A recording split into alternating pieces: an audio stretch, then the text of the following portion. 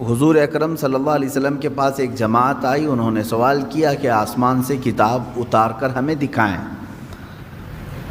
تو اللہ تعالیٰ نے فرمایا یہ تو آپ سے یہ سوال کی ہے کہ آسمان سے کتاب اتار کر کے دکھائیں، اس سے بھی بڑا سوال انہوں نے موسیٰ علیہ السلام سے کیا تھا۔ کیا سوال کیا تھا؟ ارنا اللہ جہرتاً، اللہ کو کھلے طور پر ہمیں دکھواؤ، ہمیں اللہ کا دیدار کراؤ تب ہم ایمان لائیں گے۔ تو یہ اس طرح کی جماعت ہے، اس سے بھی بڑا سوال کر چکی ہے موسیٰ علیہ السلام سے۔ اللہ تعالیٰ نے فرمایا ان کی انہی حرکتوں پر اللہ نے ان پر عذاب نازل کیا، یعنی بجلی کڑک جو ہے ان کو آ کر گھیر چکی تھی۔ پھر اس کے بعد یہ اتنی بڑی نشانیاں دیکھ کر کے اب انہیں باز آ جانا چاہیے پرانی عادتوں سے، لیکن ان یہودیوں کی ایک عادت یہ بھی ہوئی کہ وہ بچھڑے کی پوجا میں لگ گئے۔ یہ بچھڑا کیا تھا، کیا پوجا ہوئی، اس کی تاریخ ہے، سورہ بقرہ میں بھی اس کی بات گزر چکی ہے، اور 16ویں پارے میں سورہ طٰہٰ میں بھی اس کا تذکرہ موجود ہے۔ بات در حقیقت یہ تھی کہ موسیٰ علیہ السلام کی جماعت میں سامری نام کا ایک شخص تھا۔ سامری حضرت موسیٰ علیہ السلام کی امت میں سے ہے اور قریبی تھا۔ جب فرعون کے لشکر نے پیچھا کیا موسیٰ علیہ السلام کی قوم کا، ایمان والوں کا، اور فرعون کا لشکر بہت بھاری بڑا حملہ آور ہوا، موسیٰ علیہ السلام اپنی جماعت کو لے کر کے نکلے۔ اب ایسی جگہ پر پہنچے کہ سامنے سمندر ہے اور پیچھے فرعون کا لشکر ہے، راستے بند ہو چکے تھے۔ آگے جاتے تو سمندر میں ڈوبنا ہے، پیچھے جائیں تو فرعون کے لشکر ہی ہلاک کریں گے۔ تو اس موقع پر اللہ رب العزت نے موسیٰ علیہ السلام کی مدد کے لیے ان پر وحی فرمائی، اے موسیٰ تم اپنے عصا کو سمندر پہ مارو۔ تو حضرت موسیٰ علیہ السلام نے سمندر پہ مارا تو 12 راستے اس میں نکلے، 12 راستے، کھلے ہوئے راستے، ایسے کہ دھول اڑتی تھی سمندر کے درمیان۔ اب موسیٰ علیہ السلام کی امت میں 12 قبیلے تھے، 12 خاندان تھے۔ ان ہر ایک قبیلے کو موسیٰ علیہ السلام نے حکم فرمایا کہ ایک ایک اپنا راستہ لے لے اور نکل جائے سمندر کے دوسرے طرف۔ موسیٰ علیہ السلام کی جماعت ان راستوں پر چل پڑی۔ فرعون کی لشکری پیچھا کرتے کرتے قریب تک آ گئے۔ اب انہوں نے دیکھا کہ موسیٰ علیہ السلام اور ان کی جماعت تو کھلے راستوں میں جا رہی ہے سمندر کے درمیان۔ تو انہوں نے، فرعون کے تمام لشکریوں نے یہ سوچا کہ ہم بھی ان راستوں پر کیوں نہ چلے جائیں، تو ساری فوج اس راستے پر آ گئی۔ جب یہ درمیان میں پہنچے، اللہ نے سمندر کو واپس پھر سے ملا دیا، جیسا تھا سمندر ویسی، سب کے سب غرق ہو گئے، فرعون بھی اس میں ڈوب گیا، پانی کی موجوں نے اسے غرق کر دیا۔ موسیٰ علیہ السلام صحیح سلامت باہر نکلے۔ یہ واقعہ آپ نے سنا ہوگا اور قرآن پاک میں اس کا تذکرہ آیا ہے۔ اب موسیٰ علیہ السلام جب سمندر کو عبور کر کے دوسری سمت میں آئے تو یہاں اب معاملہ یہ تھا کہ اپنی قوم کو موسیٰ علیہ السلام نے روزہ رکھنے کا حکم دیا۔ یہ عاشورہ کا دن تھا، شکرانے میں انہوں نے روزہ رکھا، عبادت کیا۔ اب اللہ تبارک و تعالیٰ نے آپ کو کوہ طور پر بلایا۔ طور ایک پہاڑ ہے، آج بھی مصر میں سینا ایک علاقہ ہے اور اتنی لمبی پہاڑیوں کا سلسلہ ہے کہ ختم نہیں ہوتا، تقریباً 100 کلومیٹر تک بھی آپ جائیں تو پہاڑ ہی ہے، بیچ میں کوئی گیپ نہیں ملے گا۔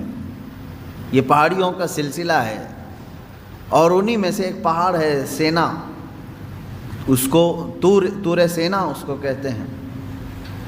اس پہاڑی کو مقدس کہا گیا ہے اس لیے کہ اللہ تبارک و تعالیٰ نے وہاں موسیٰ علیہ السلام کو بلایا۔ موسیٰ علیہ السلام اپنی قوم میں اپنے بھائی ہارون علیہ السلام کو نائب بنا کر کے گئے۔ ہارون علیہ السلام طبیعت کے بڑے نرم مزاج تھے، بڑے نرم سے۔ موسیٰ علیہ السلام کا جلال اور ان کے تمام رعب و دبدبے سے لوگ خوف کھاتے تھے، ڈرتے تھے۔ ہارون علیہ السلام کے ساتھ ایسا معاملہ نہیں تھا۔ موسیٰ علیہ السلام جب کوہ طور پر گئے تو 40 دن تک قیام کیا، واپس نہیں آئے اپنی قوم کے پاس۔ 40 دن تک وہیں ٹھہرے رہے کیونکہ تورات اتر رہی تھی، کوہ طور پر جب آپ گئے تو تورات جو اللہ کی کتاب ہے وہ اتاری جا رہی تھی، 40 دن لگ گئے۔ تو 40 دن جو یہ گیپ ہوا موسیٰ علیہ السلام کا، یہاں ان کی قوم میں کچھ خرابیاں شروع ہو گئیں، کچھ برائیاں شروع ہوئی، کچھ نہیں بلکہ بڑی بھیانک برائیاں۔ سامری نام کا جو شخص جس کے متعلق میں نے کہا، یہ بہت ہی چالاک آدمی تھا، چتر آدمی تھا۔ اس نے سارے لوگوں کے پاس جو جو سونا چاندی تھا سب جمع کروا لیا، سب نے سونا چاندی جمع کیا۔ کیوں؟ وہ کہہ رہا تھا میں تمہارا خدا سامنے دکھاؤں گا تمہیں۔ ہو سکتا ہے اس زمانے کا وہ ڈھکوسلا پیر ہوگا، جیسے آج بھیجے میں دکھانے والے ہیں، اس وقت وہ میٹل میں دکھا رہا تھا۔ تو اس نے کہا کہ تم سب کے سب سونا اور چاندی لے کر کے آؤ۔ سب لے کر کے آئے، جس کے پاس جتنا سونا چاندی تھا وہ سب لا کر کے جمع کیے۔ اب وہ کافی بڑی تعداد میں ہوا۔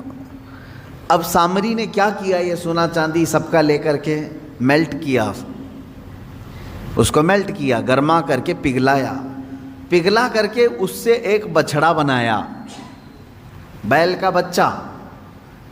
اور بچھڑا جب سونے اور چاندی کے سارے دھاتوں سے مل کر کے بنا تو بڑا خوبصورت بچھڑا تھا۔ واللہ عالم اس کے ذہن میں کیا بات تھی، کیا چل رہا تھا اس کے دماغ میں۔ ہو سکتا ہے اس زمانے کا وہ بہت ہی ذہین و فطین آدمی ہو۔ تو اس نے بچھڑے کو بنانے کے بعد اب کیا کیا، اس بچھڑے میں کچھ ایسی چیز ڈال دی جس سے وہ بچھڑا بولنے کے قابل ہوا۔ سیل نہیں، بیٹری نہیں، یا کمپیوٹر کا زمانہ نہیں، بچھڑا صاف بولتا تھا۔ لوگ اپنی حاجتیں لے کر کے آتے تھے، بچھڑا ان سے بات کرتا تھا۔ اب سامری نے کیا کہا، اس بچھڑے کو بنا کر کے کہا الہنا و الہ موسیٰ، موسیٰ کا خدا بھی یہی ہے اور ہمارا خدا بھی یہی ہے۔ موسیٰ طور پر گئے ہیں، خدا ہمارے پاس آ گیا ہے۔ تو سب کے دماغ میں بات آ گئی۔ اس زمانے میں ظاہر سی بات ہے بچھڑا بولے گا تو تعجب ہی کی بات ہوگی، 4000 سال پہلے کی بات کر رہا ہوں۔ آج سے آپ میں سے بڑے حضرات بھی یہاں پر موجود ہوں گے، موبائل کا تصور بھی نہیں رہا ہوگا کہ کوئی ڈبہ ایسا ہوگا چھوٹا سا جس میں سے بات آ سکتی ہے۔ فون کو ہی لے کر کے، وائرلیس فون کو ہی لے کر کے لوگ عجب عجب حرکتیں کرتے تھے۔ ہم موبائل کے بھی زمانے کو ابھی ابھی دیکھ رہے ہیں نا۔ اب جو بزرگ حضرات ہیں انہوں نے سوچا بھی نہیں ہوگا کہ موبائل بغیر وائر کے کنیکشن کے ایک جگہ سے دوسری جگہ کیسے بات کرا دے گا۔ بات نہیں، پورے ویڈیو کر کے ایک دوسرے کو دکھا بھی دیتا ہے۔ یہ چند سالوں پہلے نہیں تھا۔ تو ہمارے جو باپ دادا تھے ان کے لیے تو تعجب کا ہی مقام ہوگا نا۔ اب یہ 3000 4000 سال کے عرصے پہلے کی بات کر رہا ہوں۔ اس زمانے میں اگر کوئی بچھڑا بولنے لگے، بات کرنے لگے تو کیا تعجب کی بات نہیں؟ آج بھی تعجب کی بات ہے جب گنپتی بول رہی ہے یا دودھ پی رہی ہے تو لوگ اس کی پوجا کے لیے ہیں، جاتے ہیں۔ ہوتا نہیں ہے؟ بات مشہور ہوتی ہے کہیں کہیں کی، ہم تو جا کر دیکھے نہیں ہیں، ہوتا ہوگا،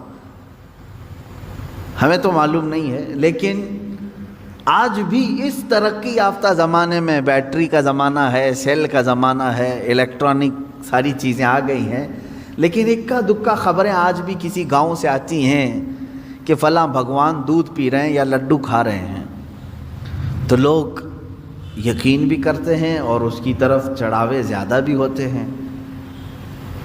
تو اب آپ اندازہ کرو 3000 سال پہلے جب سامری نے بچھڑے کو لائیو بولتا ہوا دکھا دیا تو کیا ان کے عقیدوں کا کیا حال ہوا ہوگا۔ اسی لیے میجورٹی اس میں اس کی عبادت میں لگ گئے۔ بچھڑے کی ایسی محبت رچ بس گئی کہ سجدہ بھی اسے کرنے لگے، مانگنے بھی اس سے لگے، اعتکاف بھی کرنے لگے، نظر و نیاز بھی کرنے لگے، منتیں کرنے لگ گئے بچھڑے کے سامنے۔ یہ 40 دن میں اتنا سب برا حال ہو گیا۔ ایمان والی قوم کا، فرعون کا نہیں، ایمان والی قوم کا یہ حال ہو گیا۔ موسیٰ علیہ السلام 40 دن کے بعد واپس تشریف لائے۔ اچھا، ان دنوں میں آپ کے ذہن میں یہ سوال آ سکتا ہے ہارون علیہ السلام کیا کر رہے تھے؟ کیونکہ موسیٰ علیہ السلام کے بھائی ہیں اور ان کو وہ نائب بنا کر کے بھیجے تھے۔ ہارون علیہ السلام کو جو منع کرنا تھا وہ منع کرتے رہے، لیکن اکثریت جو ہے وہ سامری کے جادو کو دیکھ کر کے اس طرف چل پڑی۔ تو جو لوگ بچ گئے وہ ہارون علیہ السلام کے ساتھ تھے، چند ایمان والے بچے رہے، اور ہر زمانے میں ایمان والوں کی تعداد رہے گی، ایسا نہیں کہ پورے روئے زمین پر ختم ہو جائیں گے۔ موسیٰ علیہ السلام نہیں تھے تب بھی ایمان والے موجود رہے ہارون علیہ السلام کے ساتھ۔ 40 دن کے بعد واپس تشریف لائے موسیٰ علیہ السلام طور سے، دیکھا اپنی قوم کو، یہ کیا ہو گیا، تم لوگوں نے بچڑے کو کیسے معبود بنا لیا؟ اور پھر اس کے بعد سامری کو گرفتار کر کے موسیٰ علیہ السلام لے آئے، تو نے بڑا کھلا شرک کیا، تیرا قتل واجب ہے، اب تجھے مارا جائے گا، لیکن یہ تو بتا اس کو بولنے کے قابل تو نے بنایا کیسے؟ لوگوں کا سونا چاندی سب میلٹ کیا، اب بنایا کیسے تو نے اس کو؟ خیر ہے، آپ دیکھیں سامری اس زمانے میں بچڑے کو بولنے کے قابل تو بنایا، لیکن بچڑے کے بھیجے میں خدا نہیں دکھایا۔ یہ اس زمانے کا کمال ہے۔ وہ جادو جس طرح سے بھی کیا ہوگا، لیکن اس نے کہا یہی خدا ہے۔ اب آپ اندازہ کریں موسیٰ علیہ السلام نے جب اس سے سوال کیا، اب وہ جواب کیا دیتا ہے؟ بصرت بما لم يبصروا به فقبضت قبضة من اثر الرسول فنبذتها وكذلك سولت لي نفسي۔ یہ 16ویں پارے میں ہے۔ جب ہم سمندر کا راستہ طے کر کے آگے آ رہے تھے، اس وقت معاملہ یہ تھا، موسیٰ علیہ السلام گھوڑے پر سوار تھے، موسیٰ علیہ السلام گھوڑے پر سوار تھے۔ اب سامری کہتا ہے میں نے ایک چیز ایسی دیکھی جو لوگوں نے نہیں دیکھی، عام لوگ نہیں دیکھ رہے تھے۔ کیا؟ موسیٰ علیہ السلام کے گھوڑے کے آگے آگے جبرائیل علیہ السلام چل رہے تھے۔ وہ شاید چاہے وہ گھوڑے کی رسی پکڑ کر کے یا باگڈور سنبھالے ہوئے جبرائیل علیہ السلام چل رہے تھے۔ یہ کہتا ہے سامری مجھے کچھ تو نظر آ رہا تھا کہ کوئی نوری مخلوق آگے چل رہی ہے۔ تو کیا ہوا پھر؟ وہ کہتا ہے کہ میں جبرائیل کے پاؤں کے نیچے کی مٹی اٹھاتا رہا۔ قرآن میں ہے یہ، جہاں جہاں سے وہ چلتے جا رہے تھے ان کے پیروں کے نیچے کی میں مٹی اٹھا رہا تھا۔ فَقَبَضْتُ قَبْضَةً مِّنْ أَثَرِ الرَّسُولِ، اس قاصد اس فرشتے کے پیروں کے نیچے کی مٹی میں اٹھایا۔ پھر کیا کیا؟ کہا وہی مٹی، اسی مٹی کو لا کر میں نے بچڑے کے منہ میں ڈالا، یہ بولنے لگ گیا۔ اللہ اکبر! یہ قرآن کا فلسفہ ہے میرے عزیزو۔ یہاں سے کئی باتیں ہمیں سمجھ میں آتی۔ یہ کون سا بچڑا تھا جس کا تذکرہ چل رہا ہے یہاں پر؟ وہی بچڑا ہے۔ اب عبادت اتنے سارے لوگوں نے کیوں کیا یہ بھی آپ کو سمجھ میں آ گیا۔ اس زمانے کا وہ بہت بڑا کمال تھا، بہت بڑا۔ اس زمانے میں کمال سمجھتے ہیں، کہہ تو رہا ہوں میں، بھگوان جب دودھ پینے لگے، لڈو کھانے لگے، تو اس زمانے میں کمال سمجھتے ہیں۔ 3000 سال پہلے کیا حال ہوگا؟ اب آپ ہزاروں لوگ اس میں جو گمراہ ہوئے تھے، شرک کیے، حکم ان کے لیے یہ آیا کہ ان سب کو قتل کر دیا جائے۔ سارے لوگوں کو مار دیا گیا، قتل۔ وہ سخت ترین حکم تھا بنی اسرائیل کے لیے، وہ قتل ہو گئے۔ جتنے عبادت کیے تھے بچڑے کی وہ سب ختم ہو گئے۔ اب اندازہ کریں آپ، یہاں سے کئی باتیں اس سے سمجھ میں آتی ہیں۔ سامری کا بھی قتل ہوا، اس کے پیچھے جتنے لوگ چلے تھے ان کا بھی قتل ہوا۔ سب سے پہلی چیز اس واقعے سے ہمیں جو چیزیں ملتی ہیں نکل کر کے، وہ کیا کیا ہیں؟ پہلی چیز تو یہ ہے کہ قوم سے جب رہبر دور ہوتا ہے تو قوم بگڑ جاتی ہے۔ پہلی چیز یہ ہے، اسی لیے کہا گیا کہ زیادہ دیر تک قوم کو خالی نہ چھوڑا جائے۔ اور حضور اکرم صلی اللہ علیہ وسلم کی حدیث بھی ہے، جس قوم کا کوئی امام نہیں، جس کی گردن میں کسی کی بیعت نہیں، تو وہ شیطان کا کھلونا بن جاتا ہے۔ شیطان اسے ادھر کھینچتا ہے ادھر کھینچتا ہے۔ ید اللہ علی الجماعہ، اللہ کا دست قدرت پوری جماعت پر ہے، جس کی کوئی گائیڈنگ کر رہا ہو، لیڈنگ کر رہا ہو، امام ہو۔ من شذ شذ فی النار، حضور فرماتے ہیں جو جماعت سے ہٹا اسے تنہا جہنم میں ڈالا جائے گا۔ جماعت کا مطلب کیا ہے؟ یہی تمام یونٹی اسلام اور مسلمانوں کی۔ عزیزان گرامی، 40 دن موسیٰ علیہ السلام نہیں تھے اپنی قوم کے ساتھ، تو کیا ہوا؟ سب بچڑے کی پوجا میں لگ گئے۔ اب یہاں اندازہ کریں آپ، برسوں برس جن کے درمیان کوئی شیخ نہ ہو، کوئی عالم بعمل نہ ہو، کوئی ان کی صحیح تربیت کرنے والا نہ ہو، تو پھر کیا ہوگا؟ سب ہوس کے پجاری ہو جائیں گے۔ یہ اور بات ہے کہ اللہ نے بچا رکھا ہے، آج بچڑے کی پوجا تو نہیں کر رہے، لیکن اپنی خواہشات کی پوجا تو کر رہے ہیں آج تقریباً۔ جو مرضی میں آئی اس چیز کو عمل کر لے جانا، یہ پوجا ہی تو ہے۔ ہر خواہش کو پوری کر لینا کہ ابھی ہم نے سوچا اور یہ ہونا ہی ہے۔ اسی لیے قرآن کہتا ہے ارأیت من اتخذ الہہ ہوا، اے رسول کیا آپ نے دیکھا کچھ وہ لوگ ہیں جو اپنے خواہشوں کو معبود بنائے ہوئے ہیں، اپنے خواہشوں کو خدا بنائے ہوئے ہیں۔ کیسے؟ دیکھیں، خدا وہ ہے جس کی ہر بات مانی جائے گی، ہے نا؟ خدا کی ہر بات ماننا ضروری ہے۔ اگر ایک بھی بات کا انکار کیا خدا کی تو تم بندے نہیں ہو۔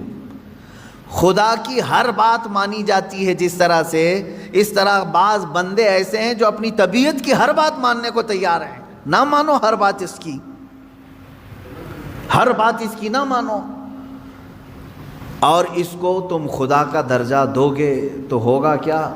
اللہ تبارک و تعالیٰ اپنے رسول سے فرماتا ہے کیا اے حبیب ایسے لوگوں کی آپ سفارش کریں گے جو صرف اپنی خواہشات کی پوجا کر رہے ہوں؟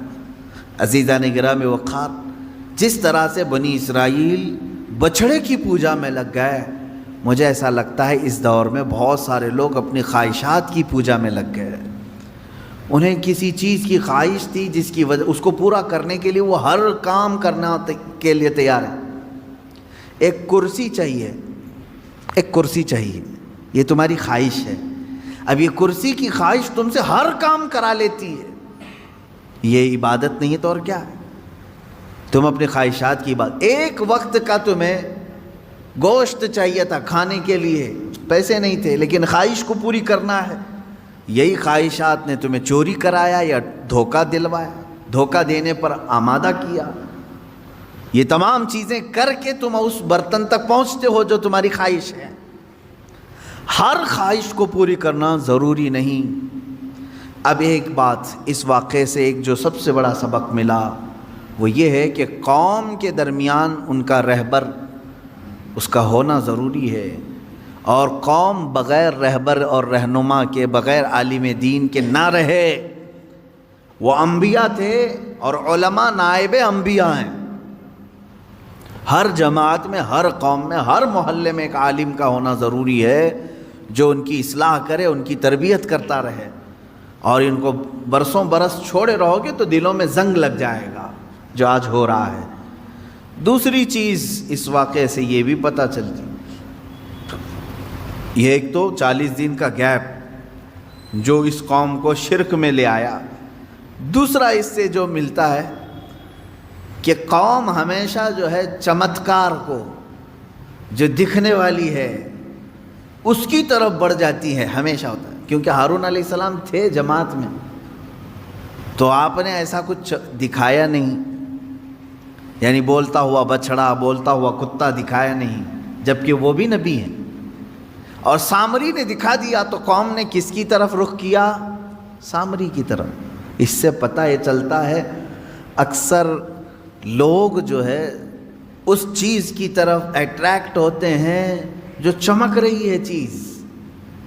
ایسا نہ کرو میرے عزیزو، یہ گمراہی ہے، گمراہی ہے۔ آج کے زمانے میں ہو سکتا ہے تمہیں کوئی ایسا کر کے دکھائے، ایسا کر کے دکھائے، آؤ ہماری عبادت خانے میں ہم تم کو دکھاتے ہیں کہ کیسے ہمارا خدا بولتا ہے، تم نے وہاں دیکھ لیا، پھر یہاں میرے پاس آئے، کہا کہ حضرت وہاں تو خدا بول رہا ہے، مسجد میں تو کبھی آپ نے دکھایا نہیں خدا بول رہا ہے۔ یہ سیم وہی چیز ہے جو بنی اسرائیل کے ساتھ ہوئی. سامری بچڑے کو بلوا کر کے دکھایا تو سب شرک میں مبتلا ہو گئے، اور ہارون علیہ السلام نے کچھ نہیں دکھایا لیکن یہ کہا کہ اللہ ایک ہے، تو چند ایمان والے قائم رہے، باقی ادھر چلے گئے. اے میرے عزیزو، آج کے دور میں اگر کوئی اس طرح تمہارے عقیدے کو خریدے تو کس کی طرف جاؤ گے؟ کس کی طرف جاؤ گے؟ فار ایگزامپل چند سال پہلے کی بات، شاید میں نے اس کو کہا ہے، دہرا رہا ہوں. ایک صاحب آئے، پیٹ کے درد کی شدت تھی، ان کو تکلیف تھی، کئی مرتبہ آئے تھے، پانی دم کر کے بھی لے گئے، تعویذ بھی لے کر کے گئے. چند دنوں کے بعد بگڑے ہوئے تیور تھے اس بندے کے، ملاقات ہوئی تھی تو پتہ چلا کہ پیٹ کا درد صحیح ہو گیا ہے. تو میں نے پوچھا کیا کیا حالات ہیں؟ کہا کہ بس میں سب چھوڑ دیا، ایک جگہ جا رہا ہوں، فلاں جگہ. کیا ہے؟ کہا وہ ایک پوجا کرنی رہتی ہے گوبر کو رکھ کر کے. کہا کر رہا ہوں. یہ کہاں سے آئی تمہارے اندر چیز؟ اس نے کہا فلاں بابا تھے، انہوں نے ایک لیکوڈ دیا پینے کے لیے، پیٹ درد صحیح ہو گیا. کہا کیا لیکوڈ دیا تھا؟ کہا آپ برا مانیں گے حضرت. میں نے کہا کیا چیز دیا پینے کے لیے؟ کہا گائے کا پیشاب. کہا پی لیا تم نے؟ کہا پیا، پیٹ کی درد کی شدت تھی. اس کے بعد پھر وہ کہتا ہے کہ میں پوجا کرتا ہوں. یہ ہے عزیزان گرامی وقار، شیطان ابلیس لعین ہو سکتا ہے تھوڑی دیر تمہاری بیماریوں کو سن کر کے دکھائے، ہو سکتا ہے تھوڑی دیر تمہاری بیماریوں کے اوپر پردہ ڈال کر کے دکھائے تاکہ تمہارا عقیدہ خراب ہو جائے، تم یہ سوچنے لگ جاؤ کہ نہیں یہاں سے شفا ملتی ہے. ایمان والا وہ ہے جو ایوب علیہ السلام کے نقش قدم پر چلے ہیں کہ بدن میں پورے کے پورے چھالے پڑ جائیں، جسم کٹ جائے، تب بھی ایوب علیہ السلام کا ایمان یہ تھا کہ شفا میرا مولا ہی دے گا، شفا میرا اللہ دے گا. ہر چمکنے والی چیز، ہر سامنے دکھنے والی چیز کے اوپر ایمان لانا ضروری نہیں میرے عزیزوں. اس کی سیم ایسی مثال دیکھ لیں، میجورٹی لوگوں کی آج کون سے ہاسپٹل جاتی ہے، کون سے ڈاکٹر کے پاس وزٹ کرتی ہے، سب کو معلوم ہے. بیچارے آج BHMS اور BUMS والوں کی بھی حالت یہ ہو گئی ہے کہ وہ لوگ بھی ایلوپیتھک کی ہی پریکٹس کرنا چاہتے ہیں، ان کی فیلڈ نہیں ہے. وہ BHMS ہیں، BUMS ہیں. BHMS والے ہومیوپیتھک ان کو کرنا چاہیے، پریکٹس کرنا چاہیے. BUMS والوں کو یونانی کرنا چاہیے، BAMS والوں کو آیورویدک کرنا چاہیے. لیکن وہ سب چھوڑ چکے، گولیاں یہی دیں گے. تم کو ڈولو چاہیے، ڈولو لے لو. وجہ کیا ہے؟ یہاں کوئک صحیح ہونا، فوراً صحیح ہونا، یہ چمتکار ہے ایلوپیتھک ڈاکٹروں کا. ان ڈاکٹروں نے ابھی گولی دی، شام میں بخار چلی گئی، رات کو گولی کھا کے سوئے، صبح تک سردی ختم ہو گئی. تو انسان کو ایسا چاہیے آج کے زمانے میں. یہ اس طرح کی خواہش تمہیں گمراہی کی طرف لے جائے گی. کیوں میرے عزیزو؟ انہی ڈاکٹروں سے پوچھ لینا جنہوں نے آپ کو فوراً صحیح کر دیا ہو، ایک دن میں صحیح کر دیا ہو. ایک بیماری کو صحیح کر کے وہ 4 بیماریاں سائیڈ ایفیکٹ میں ڈال کے بھیجتے ہیں. ہوتا ہے کہ نہیں ہوتا معلوم ہے آپ کو؟ ہر ایک دوا کا سائیڈ ایفیکٹ ہے، یہ خود ایلوپیتھک پورا مطلب جو پینل ہے وہ خود کہتے ہیں. اب ہونا یہ چاہیے، ایک ڈاکٹر صاحب ہیں BUMS ہیں اور اس کی تھوڑی بہت ہمیں شدھ بدھ ہے یونانی دوائوں کی. میری ان سے بات ہو رہی تھی، میں نے کہا کہ ڈاکٹر صاحب یہ بہت اچھی لائن ہے، اس کو آپ امپروو کریں، ان دواؤں کو اور لائیں. تو انہوں نے کہا کیا کریں حضرت، بات ایسی ہے کہ ہمارا اثر دیر سے دکھاتا ہے اور لوگوں میں اتنا صبر نہیں ہے. وہ اسی چیز کی طرف جاتے ہیں کہ جمعہ کو گولی کھائیں، سنیچر کو فٹ ہو جائیں. ایک دن کا ان کو چاہیے. اسی لیے ہم نے خود اپنی لائن چھوڑ دی ہے، پریکٹس اس پر کر رہے ہیں، دوائیاں وہی دے رہے ہیں. عزیزان گرامی وقار، یہ چیز زندگی میں بھی ہو رہی ہے، ہمارے زندگی میں بھی. بنی اسرائیل نے وہاں پر 2 معاملات تھے. ایک طرف ہارون علیہ السلام ہیں جو کہہ رہے ہیں اللہ ایک ہے اور اس کی بڑی طاقت ہے، نہیں مان رہے تھے ان کی بات. کس کی طرف گئے؟ وہ سامری کی طرف، کیونکہ وہ دکھا رہا تھا بچڑے کو بولنے کے قابل بنا کر کے لوگوں کے سامنے لائیو دکھا رہا تھا، اس کی طرف چلے گئے۔ اس کا مطلب یہ ہوا کہ ہر لائیو دکھنے والی چیز حقیقت نہیں ہوتی۔ ایمان کو اپنے سنبھالو۔ یہ باتیں میں اس لیے کر رہا ہوں، ان قریب دجال کے زمانے کا آنے کا زمانہ قریب آ چکا ہے۔ دجال کے آنے کا زمانہ ان قریب ہے، وہ اس سے بھی بڑے چمتکار دکھائے گا، تب آپ کیا کریں گے؟ اسے خدا کہہ دیں گے؟ وہ زمین سے سبزے اگا کر دکھائے گا، بارش برسا کر دکھائے گا، کسی مردے کو زندہ کر کے دکھا دے گا۔ یہ اتنی بڑی چیزیں ہیں کہ لوگوں کا عقیدہ ڈاواڈول ہو جائے گا۔ اس لیے میں کہہ رہا ہوں کہ ابھی سے ایمان اتنا مضبوط رکھو، میں نے اللہ کو دیکھا نہیں، اللہ ہے، اور میرے نبی نے فرمایا وہ ایک ہے، میں ایک ہی خدا مانتا ہوں، اور اس سب سے بڑا طاقت والا ہے وہ بھی میں تسلیم کرتا ہوں۔ یہ عقیدے ایسے ہیں جو غائبانہ طور پر تمہیں کوئی بھی طاقت ہلا نہ سکے۔ تھوڑی سی گولیاں تمہیں پریشان نہ کریں، تمہارے بچوں کی بیماری میں کسی نے اگر ہاتھ رکھ کر کے صحیح کر دیا تو اس کی طرف یہ نہ سمجھ لو کہ یہی سب سے بڑا شفا خانہ ہے، نہ، شفا اللہ ہی کی طرف سے ہے۔